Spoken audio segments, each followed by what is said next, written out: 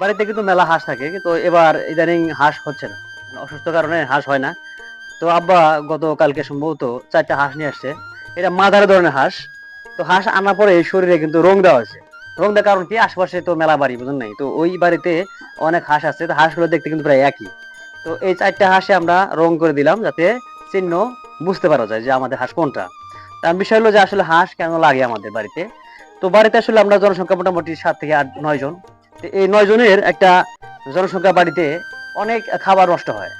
তার মধ্যে ভাত রয়েছে, আপনার যে কোনো জিনিস তরকারি যাই হোক, এই বিশেষ করে ভাতের কথা বলি, এটা নষ্ট করলে কিন্তু সমস্যা। তো আমরা চিন্তা করলাম যে আসলে হাঁস অনেক ছিল, আবার হাঁস নিয়ে আসি। তো আব্বা এই হাঁস নিয়ে আসছে। তো আজকে আমরা একটা রং দেওয়ার কাজ করলাম।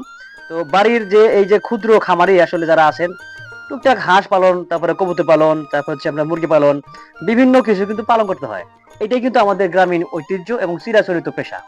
তো আজকে কিন্তু পর্যাপ্ত রোদে আমরা কাজ করে আসলাম। গরুর জন্য প্রতিদিন যে ঘাসটা কর্তন করতে হয়, সেই ঘাস কেটে আমরা কিন্তু নিয়ে আসছি, গরু খাবার দিয়ে দিছি অলরেডি।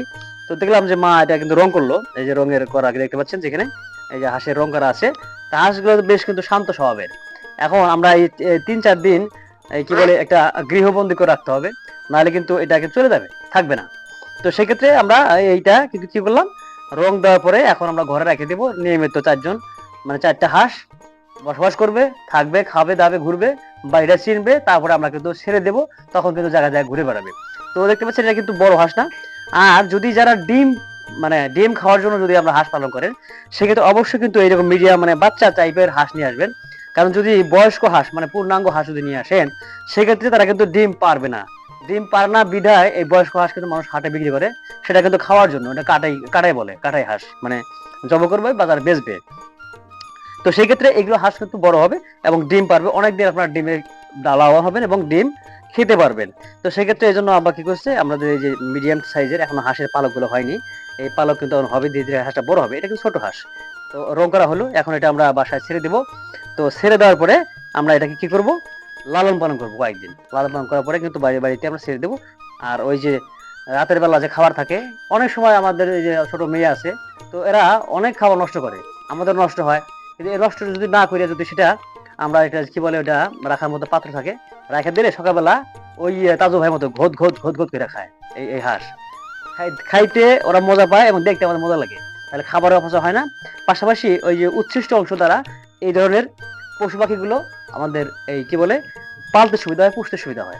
সেক্ষেত্রে আমরা মানুষকে সাজেস্ট করবো, যারা ছোট্ট ক্ষুদ্র খামার রয়েছে, পারিবারিক ভিত্তিক থেকে আমরা যে কোনো খারাপ খামার রয়েছে, সেখানে আপনারা গরু ছাগলের পাশাপাশি আপনারা ছোট ছোট হাঁস মুরগি পালন করবেন, তাহলে ডিমের যে চাহিদা বা পুষ্টির যে চাহিদা, আমিষের চাহিদা, সেটা কিন্তু পরিপূর্ণভাবে পাবেন। তো সেক্ষেত্রে আমরা বলা বাহুল্য, যেটা আমি বললাম কেন, যে এই যে রং দেওয়া বিষয়টা, এটা কিন্তু আসলে আদি একটা ঐতিহ্য। এটা অনেকে কিন্তু দেখেছি যে আমাদের মা চাচিরা বা দাদিরা এভাবে রং দিতেন, তখন আমি বুঝতে পারছি কি ব্যাপার, না হাঁসের কালার চেঞ্জ করার জন্য রং দিচ্ছে কিনা। কিন্তু না, আসলে এটা হারিয়ে যায় অনেক সময় অনেক হাঁসের ভিড়ে, সেই জন্য এই ধরনের কালার গুলো করে থাকা হয়। তো দর্শক বা কৃষক বন্ধুরা যারা দেখছেন, তারা আসলে অবশ্যই অবশ্যই এই ধরনের হাঁস পালন করবেন। এবং যারা করছেন তারা তো করছেনই। যারা হাওর অঞ্চলে, বিশাল হাওর আছে, বাওর আছে, এখানে হাঁসের কোনো ক্রাইসিসের কোনো অভাব নাই। শত শত হাজার হাজার হাঁস পালন করে। কিন্তু আমাদের গ্রাম সাইড ঠিক আছে, কিন্তু এখানে পানির কিন্তু কোনো ব্যবস্থা নেই, একমাত্র নদী ছাড়া। পাশে নদী আছে কিন্তু বিল নাই। আর নদী থাকার কারণে হাঁসগুলো অনেক দূরে ভেসে যায়, হয় না। তো সেক্ষেত্রে আমরা বাড়িতে টুকটাক কিন্তু পালি, কি কারণে, ওই যে উচ্ছিষ্ট নষ্ট হয় বা খাবার নষ্ট হয় বিধায় আমরা খাবারকে নষ্ট না হাতে বাঁচাতে আমরা এই ধরনের পাখিগুলো পালি, বা এই যে হাঁস ধরনের পাখি পালন করি। তো দর্শক ভালো থাকবেন, এবং যে কোনো ভিডিও দেখাতে, প্রচার করতে এবং জানাতে আমাদেরকে কমেন্ট করবেন, আমরা সেটা দেখানোর চেষ্টা করবো ইনশাআল্লাহ। আসসালামু আলাইকুম।